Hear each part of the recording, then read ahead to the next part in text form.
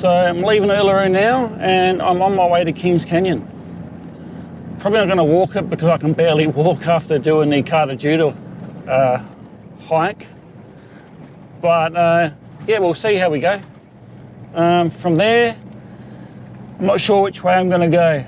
I'm either going to do the loop, which I can't remember the name of right now, or I'm going to head back down to Eldunda and head back down the Unadata track. So I haven't decided what I'm doing yet, but yeah, we'll see how we go.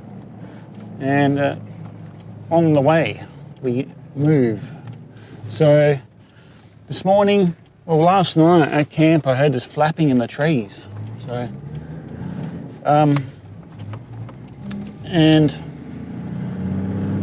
that flapping happened to be a bird. I thought, oh yeah, they're just roosting for the night. And I get up this morning and I still hear the flapping. I'm like, well, what's going on? And I found this bird was hanging by its leg up in the tree as a spinifex pigeon. It was a crested pigeon, like the one on my Instagram photos. I saw one yesterday with a stick stuck around its leg and I couldn't get it. It was flying around with it, and then I think that's the same one that's now trapped up in a tree. So I let the park staff know at the campground, and they're going to go and get it down and free it, hopefully. So it looked pretty tired, and it was pretty bloody cold overnight.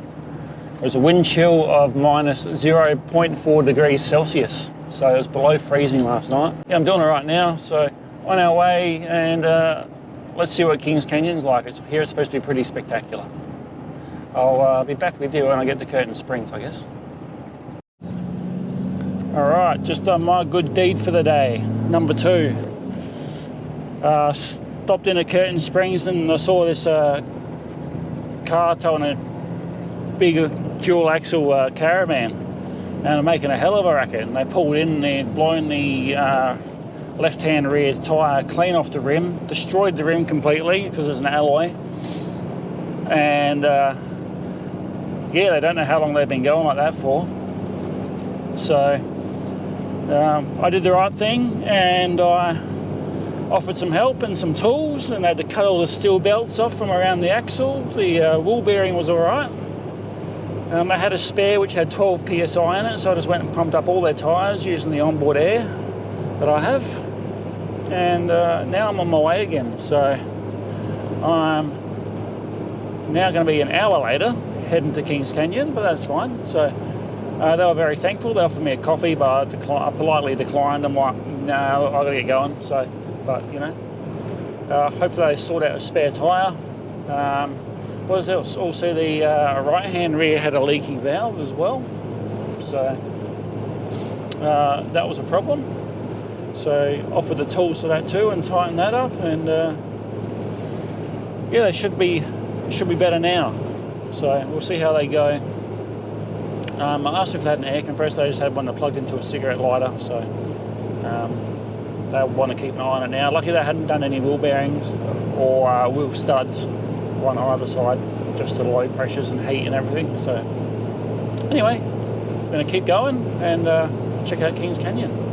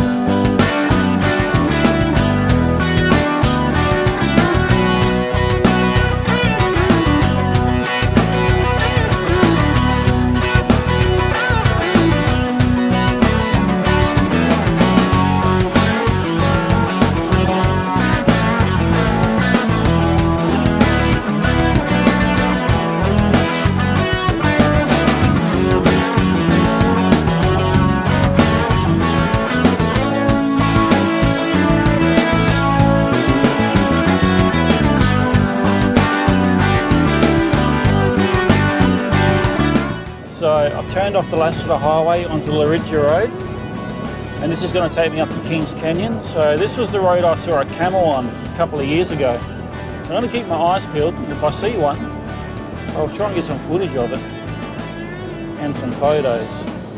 But yeah, that was pretty rare to see, and I know that they were culling them because they're a pest. So for those who don't know, we had camels brought into Australia to build the telegraph line between Adelaide and Darwin. Possibly some of the rail work too, I'm not sure. But yeah, when they'd finished with them, they let them go. So then we ended up having camel pests, I guess. So yeah, we'll see what I come across on the way up here. So yeah, the other thing I did was I pulled over and took some photos of Mount Connor, or one photo to be exact, and there was a whole group of zebra finches there. So they're another native bird to Australia. You don't see them back home at all. Back in Adelaide, they're like a Central Australia thing.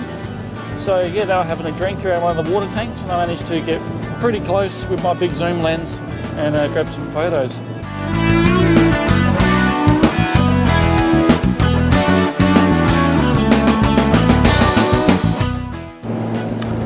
Alright, the scenery's starting to change finally. I'll get a clear spot up here and you'll see what I'm looking at. It's getting late in the afternoon. Got 52 k's to go by the looks of it, so a half an hour drive. And yeah, I'll flip the camera around and show you what I'm looking at. There's a big range out there. And that range goes way down the end there as well, so hard to see from here, but hopefully I'll get up top of this hill and we'll be able to see it.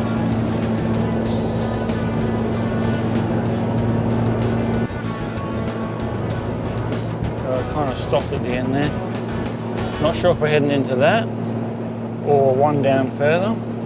I would say it's probably in there. I assume that's where Kings Canyon is. Yeah, we'll find out. I've never been here. And yeah, it's the first time I've ever been down this road, so not too far off. It's the Watanaka National Park, I believe that's how you say it. Correct me if I'm wrong down in the comments. But my pronunciation of Aboriginal places is pretty terrible most of the time, so unless it's a real common place. But yeah, I've never been here, so I wouldn't know. So hopefully we'll get in here. I'll grab a camp spot once I'm in, hopefully they got one, and we'll go from there.